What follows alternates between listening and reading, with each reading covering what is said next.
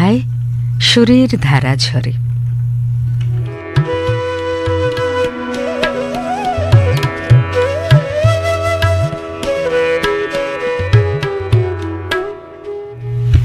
প্রিয় প্রাত্যহিকীকে আজকের প্রথম চিঠিটি লিখছেন অঞ্জলি ভট্টাচার্য। থাকেন 29/2 কালীনাথ মুন্সী লেন, বরানগর, কলকাতা 36-এ।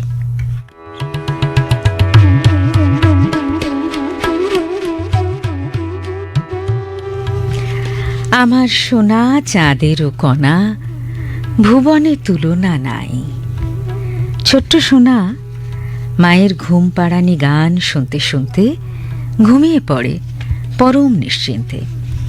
হ্যাঁ প্রাত্যহিকী, এভাবেই আমাদের প্রবেশ ঘটে সুরের রাজ্যে। তারপর জীবনের প্রতিটা চড়াই উতরাই, সুখে দুঃখে, সাফল্য ব্যর্থতায়, প্রেমে বিরহে, জীবন মৃত্যুতে সুরের ছোঁয়া রয়ে যায়। এমনকি মৃত্যুর পরেও থাকে, কারণ সুরের মৃত্যু নেই। আসলে প্রকৃতি মায়ের বুকেই ছড়িয়ে রয়েছে সুরের ঝর্ণাধারা। গাছপালা, পাহাড়, নদী, সাগর, এমনকি শুষ্ক মরুর বুকেও আছে সুর। সুর আছে পাখির কলতানে, সুর আছে পশুর হুঙ্কারে, সুর আছে বৃষ্টির শব্দে আর ঝড়ের তাণ্ডবে। তাই তো উইলিয়াম শেক্সপিয়ার বলেছেন, প্রকৃতির একটা সুর আছে, অনেকেই তা শুনতে পায়। যেমন শুনতে পেয়েছিলেন জীবনানন্দ দাশ বা উইলিয়াম ওয়ার্ডসওয়ার্থ। কবিগুরু রবীন্দ্রনাথ ঠাকুর তো প্রকৃতির প্রতিটি ঋতুর সুরকে ফুটিয়ে তুলেছেন প্রকৃতি পর্যায়ের বিভিন্ন গানে। প্রকৃতির সুরের সহজ সরল প্রকাশ ঘটে লোকসঙ্গীতে। ভাটিয়ালি সুর নদীর সঙ্গে কথা বলে। পাহাড়িয়া চা বাগানের গান তাদের সুখ দুঃখের কথা বলে। রাজস্থানী নারী শুষ্ক মরুর বুকে রস আনতে জল আর বৃষ্টির প্রশংসা করে পানিহারি গায়। কিংবদন্তি বলে, তানসেনের মতো উচ্চমানের সুর সাধকেরা সুরের মূর্ছনায় আগুন জ্বালাতেন, আবার মেঘমল্লারের সুরে সুরে বৃষ্টি নামাতেন। সুরের অসীম ক্ষমতা। তাই তো সাধক রামপ্রসাদ সুরের মাধ্যমেই মাতৃ সাধনা করেছিলেন। আধুনিক বিজ্ঞানীরাও সুরের গুরুত্ব বুঝেছেন, তাই পরীক্ষামূলকভাবে শুরু হয়েছে মিউজিক থেরাপি।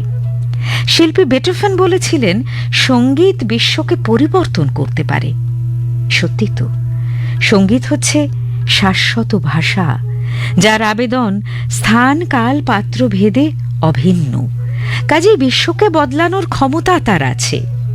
আসলে পুরো জীবনটাই তো অদৃশ্য সুরের তারে বাঁধা থাকে, তার ছিঁড়লেই বেসুরো বাজে। পরিশেষে বলবো, আমাদের প্রাত্যহিক জীবনের নিতান্ত সাধারণ সবকিছুর মধ্যেই রয়েছে সুর। যেমন টুংটাং কাপের সুর, কল থেকে জল পড়া, ফেরিওয়ালার হেঁকে যাওয়া সুর, কিংবা কড়াইতে রান্না করার হাতা খুন্তির ছন্দময় সুর। হাসি বা কান্নার মধ্যেও আছে সুর। শুধু সুরকে শোনার মতো কান চাই, আর বোঝার মতো মন চাই। তাহলেই মনে হবে সুরের ধারা ঝরে বিশ্বময়। ভালো থেকো। অঞ্জলি ভট্টাচার্য, 29/2 কালীনাথ মুন্সী লেন, বরানগর, কলকাতা 36।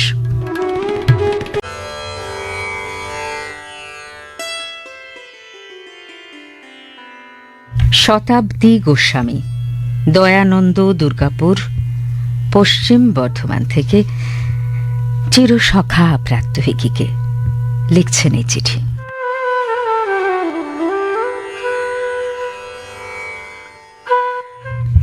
পাড়ার সবাই জানে তাথই আর 5টা বাচ্চার মতো নয়। সমবয়সী ছেলেমেয়েরা যদিও তার সঙ্গে খেলা করে, কিন্তু পাড়ার অনেকেই আছে যারা তাথইকে পৃথক ভাবতে নারাজ। ক্রোমোজোমের সূক্ষ্ম সংখ্যা বিচার তাদের কাছে নেহাতি নিষ্প্রয়োজন মনে হয়। তাদের একটাই মতামত, তাথই হলো উন্মাদ, আর তার প্রকৃত স্থান কোনো মানসিক হাসপাতাল। আজ তাথইয়ের জন্মদিন। বাবা কিনে দিয়েছেন নতুন ফ্রক, মা বানিয়েছে কেক, পাড়ার বন্ধুরা নিয়ে এসেছে কত উপহার। তাথই ভীষণ খুশি ছিল আজ। কিন্তু হঠাৎ বুঝি কারো কথাতে ও ভীষণ আঘাত পেয়ে গেল। আসলে আশ্চর্য অনুভূতি প্রবণ তাথই, না বলতেই অনেকের আচরণ কথা কিভাবে যেন বুঝে যায়। আর তারই ফলস্বরূপ কেউ কিছু বোঝার আগেই তাথই চিৎকার শুরু করে দিয়েছে, ছুঁড়ে ফেলে দিয়েছে কেক, ইতস্তত ছড়িয়ে পড়েছে উপহার, বেলুন। রাগে মেয়েকে এক ঘরে বন্দি করে দিয়েছে তার বাবা। এখন অনেকটাই রাত, সবাই চলে গেছে। একলা বিছানায় তাথই গুমরে শব্দ করছে। স্লিপিং পিলের পরিবর্তে তাথইয়ের মা চালিয়ে দিল ব্লুটুথ স্পিকার, আর তা থেকে ঝরে পড়তে লাগলো সুরের ধারা। রজনীর শেষ তারা, গোপনে আধারে আধো ঘুমে, বাণী তব রেখে যাও জীবনের আনন্দ রূপিণী, শেষ ক্ষণে দেন যেন তিনি নবজীবনের মুখ চুমে। কৃষ্ণা দ্বাদশীর শেষ রাতের এক ফালি চাঁদ থেকে একটু একটু করে আলোর ধারা চুইয়ে পড়ছে তাথইয়ের কপাল, চোখ, ঠোঁট, সারা শরীরে। বাতাসে বেল ফুলের গন্ধ, স্থায়ী অন্তরা, সঞ্চারী আভোগ, সুরের অবরোহণ আরো আরো সুন্দর। একটু একটু করে তাথই গুনগুন করতে লাগলো। আঙুলগুলো নড়ছে। সাধা পা গা রে, কোমল ঋষভ, কোমল গান্ধার, আরো কোমল, আরো আরো কোমল।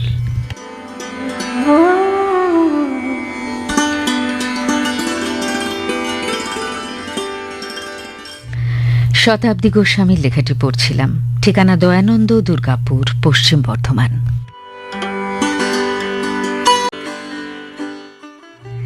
রাজু দাস বৈরাগ্য, বাড়ির নাম একতারা সুর, করিমপুর, বাঁশবাড়িয়া থানা, হগলবাড়িয়া, জেলা নদিয়া থেকে।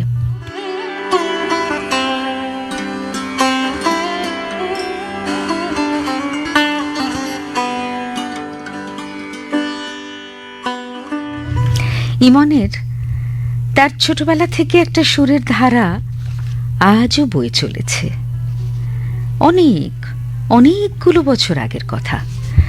গ্রীষ্মের ভরা দুপুরে বকুল গাছের তলায় কতগুলো 7-8 বছরের ছেলে মেয়ে একটি বিরাট কাঠের বাক্সে ছোট্ট কাঁচের ফাঁক দিয়ে কি যেন দেখছে। যিনি দেখাচ্ছেন উনি হলেন সবার সোলেমান চাচা। লম্বা বড় বড় চুল, মুখে অফুরান মিষ্টি হাসি লেগেই থাকে। আর ওই বাক্সের উপরে রয়েছে গ্রামোফোন রেকর্ড।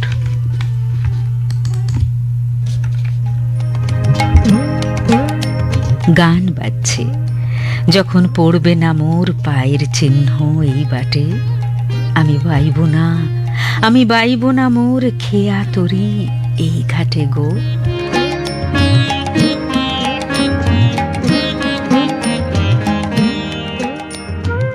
ইমন দূর থেকে রোজ দেখে, কিন্তু কাছে কখনো যায় না। সেদিন হঠাৎ সোলেমান চাচা চোখে মুখে হাসি নিয়ে বললেন, এই মিষ্টি পোলা, দূরে দূরে খাড়াই থাকোস কেন, আমার লগে আসো, দেখবা কেমন আমার মক্কা মদিনার খেলা, আসো আসো, আরে আসো না। তারপর সোলেমান চাচা মিষ্টি সুরে ডুগডুগি বাজিয়ে এক টানে গাইতে লাগলো, আরে ডুগ ডুগ ডুগ ডুগ ডুগ ডুগ সুরে পোলা মাইয়া ছুটে এলো, কি চমৎকার খেলা এলো, দেখনে বালা দেখে নিল, কানন বালা চলে গেল, নদী পাহাড় চলে এলো, বাঘ ভাল্লুক সব দেখা হলো, এবার সবাই বাড়ি চলো।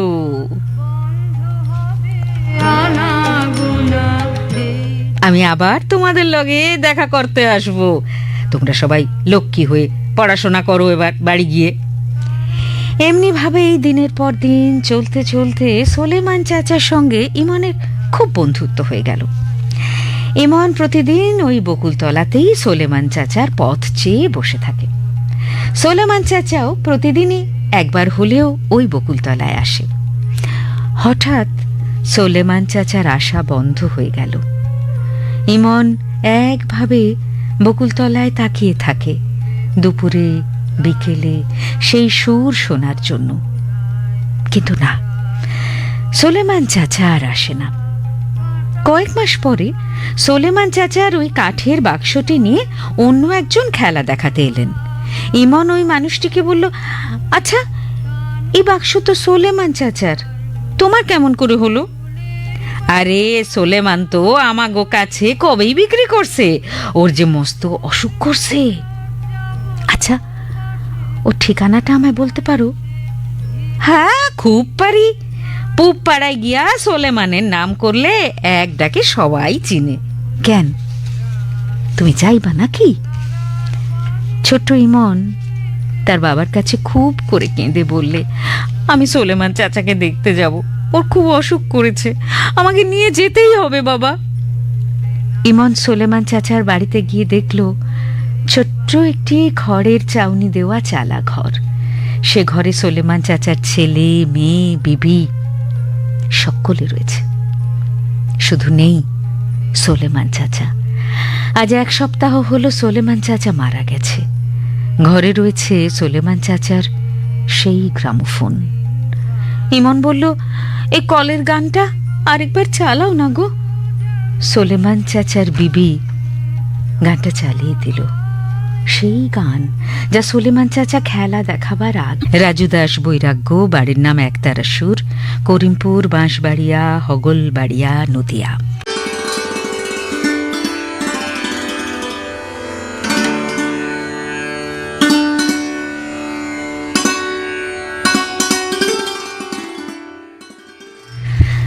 পদ্মা দে আপনার লেখাটি পড়ব। মিঠাপুকুর, বর্ধমান থেকে আপনি লিখছেন, হে বন্ধু, হে প্রিয়।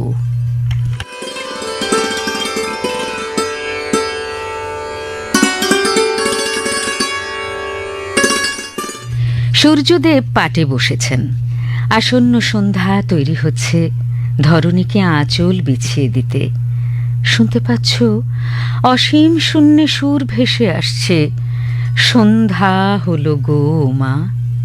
আহ, কি শান্তি! অপার বিস্ময়ে পাখি সব রব বন্ধ করে সন্ধ্যার রাত্রির মিলেমিশে একাকার হওয়ার চুঁইয়ে পড়া সুরে অবগাহন করছে। রাত্রি গভীর হলে নিস্তব্ধতার সুর আছে, ছড়িয়ে পড়ে দিকে দিগন্তরে কৌশিকানাড়ার রূপ। তির্যক রাত পাখির ডাকে আর দূরের স্টেশন ছেড়ে যাওয়া একা রেলগাড়িটার হুইসেলের সুরে শুনতে কি পাও? তোমার আমার এই বিরহেরও অন্তরালে কত আর সেতু বাঁধি। রাত্রি এসে যেথায় মেশে দিনের পারাবারে, সুর নিয়ে আসে ভোরের আগমন বার্তা। আকাশে বাতাসে গাছের পাতায় পাতায় বেজে ওঠে ভেরো রাগের শান্ত স্নিগ্ধ বন্দিশ। ঠান্ডা দেহ মন ক্রমশ কোলাহলের সুরে মেতে ওঠে। বৈকালিক আড্ডায় একান্তে মেতে থাকে যখন কপত কপতি, সে সুরে থাকে আশ্বাস, বিশ্বাস, ভালোবাসা। ওই যে দেখতে পাচ্ছ, দূরে গোল হয়ে বসেছে 3 বন্ধু, শান্তনা, বিভা আর মহুমিতা। 25 বছর পর তারা মিলিত হয়েছে। তাদের হৃদয়ের আনন্দের ঢেউয়ের সুরে আবিষ্ট চারপাশ। বিভা নিবিষ্ট হয়ে গাইছে, আমার সকল নিয়ে বসে আছি সর্বনাশের আশায়। সুরের স্নিগ্ধতায় বাকি দুজন স্নাত হচ্ছে। কাজের দিনের মুখরতার মাঝে হঠাৎ শোনা যায়, মনে কি দ্বিধা রেখে গেলে চলে। মন শুনতে চায় সুরের উৎস কোথায়। চায়ের কেটলির শব্দে বোঝা যায় চাওয়ালা সুমন্তদা। কি নিখুঁত সুর আর আবেগে কণ্ঠটি কানায় কানায় ভর্তি। এক মন কেমন করা দুপুরে ফোনের ঝংকারে কান পাতলে কান্না মেশানো গলা বলে ওঠে, দিদি গান গাও, বাবাকে শোনাবো। দুর্ঘটনায় আক্রান্ত প্রিয় মামা কলকাতার নার্সিংহোমের বিছানায়। ফোনে কণ্ঠ সেদিন বিরামহীন 1 ঘন্টা গেয়েছিল, আর মন কল্পনা করেছিল অচেতন মামার মুখের অভিব্যক্তি। আসন্ন কবিপক্ষে কবিকে প্রণাম জানিয়ে শেষ করছি। পদ্মা দে, মিঠা পুকুর, বর্ধমান।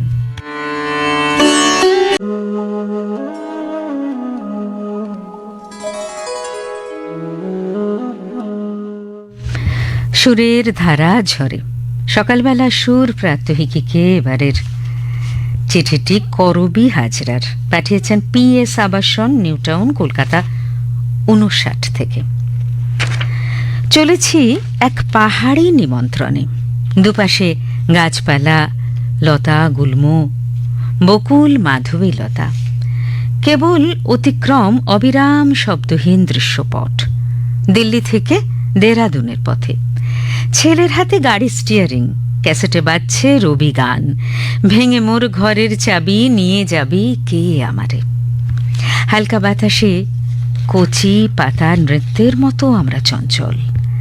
গাছে গাছে প্রেম, এ আকাশ থেকে অন্য আকাশে। কানে বাজছে সেই আত্মীয় দম্পতির মিষ্টি আবাহন। এসো তোমরা, নির্মল বাতাসে ভরে নিতে বুক। এখানে পাহাড়ের কোলে ভোরের আলোয় পাখিরা ঝাপটায় পাখা। গাছে গাছে, ফুলে ফুলে, পাতায় পাতায় ঝম্পক তালে সুরের উদ্ভাস। সন্ধ্যের কাছাকাছি দেরাদুন। পাহাড়ের আঁকাবাঁকা পথ নেমে এসেছে খাদের পাশ দিয়ে ভান্ডারগাঁওয়ের ওই বাংলোর কাছে। দুজনের অতিথি আপ্যায়ন গাছের মিষ্টি গোলাপের গন্ধ বিলিয়ে। পাহাড়ের গা থেকে ভেসে আসছে নাম না জানা ফুলের গন্ধ। হালকা হাওয়ায় ফিসফিস সুরে কৌশিক, হিন্দোল, দীপক রাগে এক ছন্দময় সুর নির্মাণ। পাহাড় ঘেরা অপরূপ বাগান পেরিয়ে সুন্দর বাংলোতে মিষ্টি মুখ। বাগানের নানা ফুলের গন্ধে চায়ের আসর। বৈশাখী সন্ধ্যায় হঠাৎ যেন রবীন্দ্রনাথ তার গান নিয়ে পাশে এসে দাঁড়ান। সুর তোলেন অস্থির তরঙ্গে, এই লোভিন সঙ্গ তব সুন্দর হে সুন্দর। গভীর রাতে শুনি এক অচেনা পাখির সুর। ভোরের আবছা আলোয় ঘুম ভেঙে ছুটে যাই ছাদে। ঝিরঝিরে বৃষ্টি আর পাহাড়ের গায়ে গায়ে সাদা কালো মেঘের দল। এ যেন শকুন্তলা ও দুষ্যন্তের অন্তলগন অনুরাগ, সিক্ত অনন্ত বিরহ। শকুন্তলা একা, প্রেম সংরাগ, পাখির ডানার ছায়া যেন বেহাগ সুরে গাইছে গান। এবার ফেরা। সৌন্দর্যের সবটুকু মেখে ফিরি যোগসূত্রের নিবিড় আলিঙ্গনে। সুর ভেসে চলে, আমি তোমারও সঙ্গে বেঁধেছি আমারও প্রাণ সুরেরও বাঁধনে। সুরের আলিঙ্গনে করবি হাজরা, PS আবাসন, নিউ টাউন, কলকাতা 59।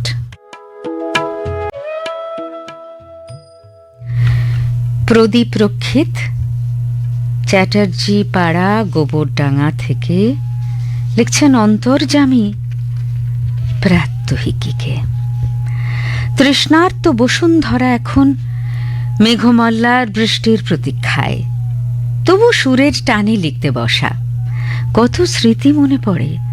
বহু বছর আগে কোনো এক ভোরে রবীন্দ্র সদনে পণ্ডিত মানস চক্রবর্তীর কণ্ঠে বিলাসখানি টড়ি শোনার পরে আমার দু চোখে তখন অশ্রু। বুঝলুম সুরেয় বাণীর মালা দিয়ে তুমি আমারে ছুঁইয়াছিলে। মনে পড়ে নজরুল মঞ্চে তখন আশিস খাঁ সরদে বাজাতে বসলেন কৌশিক আনাড়া। সুরমূর্ছনায় তখন বিশ্বভরা প্রাণ। আর আমি কবির ভাষায় সেরাতে গেয়ে উঠেছিলাম, তোমার সুরের ধারা ঝরে যেথায় তারি পারে, দেবে কি গো বাসা আমায় একটি ধারে। বন্ধু প্রাত্যহিকী, মে মাস এলেই যেন দুই মানব প্রেমিকের কি নিবিড় বন্ধুত্ব, অন্তরঙ্গ সখ্য। হ্যাঁ, ঠিক ধরেছ, সবার হৃদয়ে রবীন্দ্রনাথ, চেতনায় নজরুল। তবু বড় আশঙ্কা জাগে, যুযুধান দেশগুলো মানুষ আর প্রকৃতি হত্যার মধ্যেই পৈশাচিক উল্লাস খুঁজতেই মত্ত। হায়, তবু বিশ্বাস করি, সুরকে ভালোবাসলে এইসব সহিংস উন্মত্ততা আর আসরিক তাণ্ডব থেকে মানুষ মনে হয় বিরত থাকতে পারবে।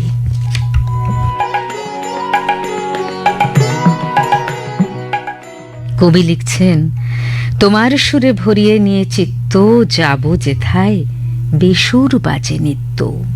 প্রিয় প্রাত্যহিকী, মাঝে মাঝে মনে হয় চলে যাই শান্তিনিকেতনের উপাসনা গৃহের অঙ্গনে, যেখানে বিশ্বপ্রাণের মুখ ধাত্রীরা সুরের মহিমায় চুপ হয়ে আছে। সেখানে যেন খুঁজে পাই এক অনাবিল প্রসন্নতা। দিন যাপনের গ্লানিকে সরিয়ে রেখে মন যেখানে গেয়ে ওঠে, অন্তরে জাগিছ অন্তর্যামী, অথবা তোমার কাছে এবর মাগি, মরণ হতে যেন জাগি গানের সুরে।